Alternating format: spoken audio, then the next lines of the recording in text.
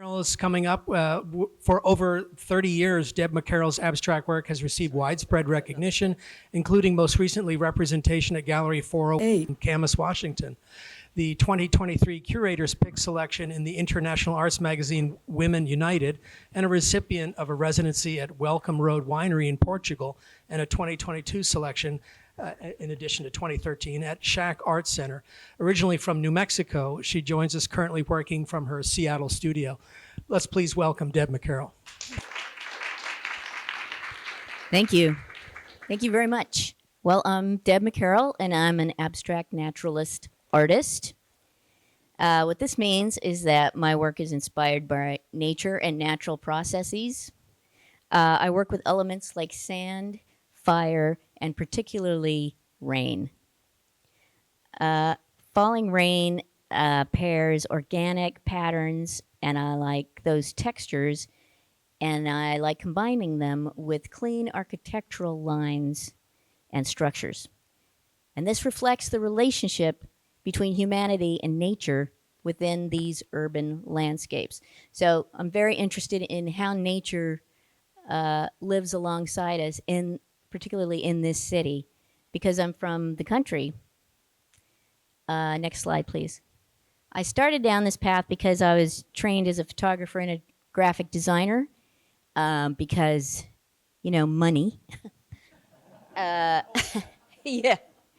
And I worked with NASA's Johnson Space Center to create 3 mission insignias for the Space Shuttle program. And during that time, I became very interested in planetary science and particularly the weather on other planets. Next slide, please. Here's me with 2 astronauts and a mullet. I don't know why I put that in there. Okay. I'm from a small town in rural New Mexico, very dry, looking somewhat like another planet. And when it rained, let me tell you, it's an event. Everything is different. It looks different. It smells different. The landscape is transformed. And then I moved here. Next. Correct. Rain is ubiquitous in Seattle. It's part of this city, as we all know. I find it so interesting, the relationship that people have with the rain. We dress for it. We plan our commute around it, our days around it. We often find it a nuisance, and it can be dangerous.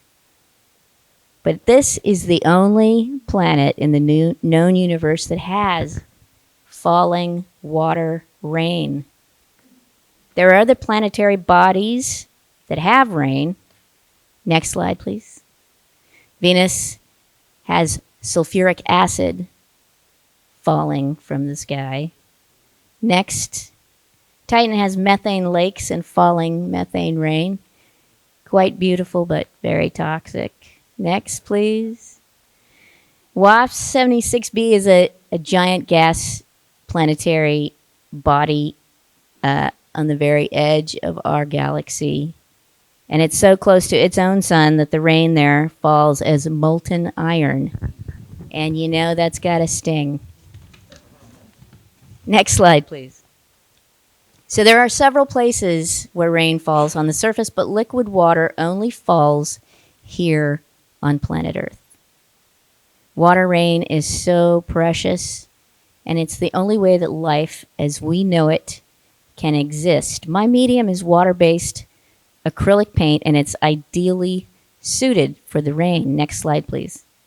It dries very quickly, so if it's allowed to dry to the touch, the rain leaves a perfect impression when wiped away. When working wet on wet, as in this slide, the water combines with the pigment, in turn softly feathering the color and creating slashing marks and rivulets. I mean, almost sculptural looking and almost textural and a textile, it looks like. It's incredible. My hand makes a controlled, contrived movement from the signal sent from my brain. And the rain transforms that contrivance into something wild and spontaneous and unpredictable, something natural. Next slide, please. In a similar way, I can carefully mask off an area and apply a section of brass leaf, introduce some chemistry, and the oxygen in this environment basically rusts that pristine looking gold surface. And unpredictable textures and patinas result. It very much depends on temperature, humidity, and the saturation of the solution. Sometimes it can be dramatic. It'll take whole sections of the metal off. And sometimes there's only a slight discoloration and hardly anything happens. I'm never sure what's going to happen, and it's always thrilling.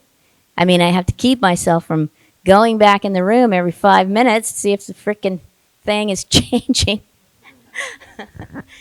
It's a very, very interesting process. So these works, to me, are powerful.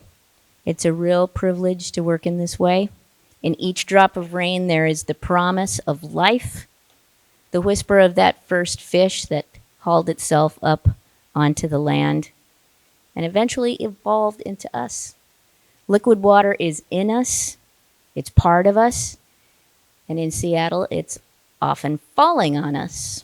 Through these techniques, I try to understand and feel connected to the world around me, to find meaning and feel like I'm part of something so much bigger than myself, especially now in these times where we have to find something more than the noise of humanity.